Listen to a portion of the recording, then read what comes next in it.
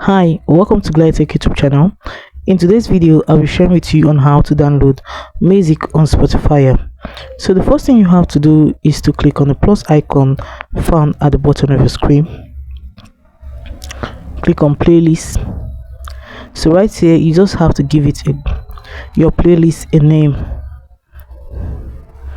Now you can go to the list of songs you want to add to this playlist and select the number of songs you want to have in this your playlist. Having done that, this is my playlist. The next thing you have to do is to go to your library.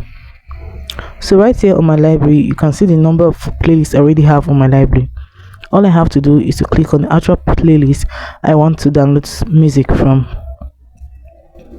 So right here, you're going to see the three dots.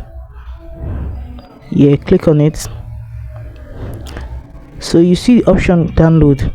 In order to download music on Spotify, you must be a premium user on Spotify.